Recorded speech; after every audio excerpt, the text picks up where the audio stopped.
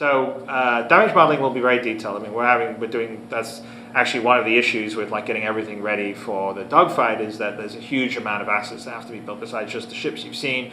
All the different pieces have to have multiple damaged parts at various levels of damage. There's a whole bunch of really cool graphical stuff that we're going to do for that, and we're modeling it pretty detailed too. So there will definitely be the angle of incidence of a projectile hitting armor and ship will count in terms of the damage, its penetration ability, all that.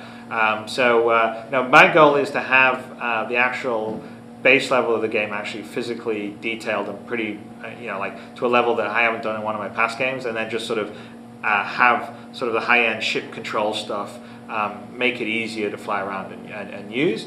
But underneath it all, it's all physically correctly modeled. So we're actually modeling like internal system damage. So if you have you have a targeting computer, avionics system, or a life support inside your ship, we actually have a place physically for it, and it has its own geometry and rendered geometry. And if a projectile goes through the shield, penetrates through the shield, and then penetrates through the armor, we actually trace that projectile, and it will, if it hits that system like it would hit it in the physical space, then that system takes damage and potentially gets damaged. So we're actually modeling all this in an extremely detailed way. So if you sort of know where the weak parts, the critical parts of another ship are, you should have a bit of an advantage.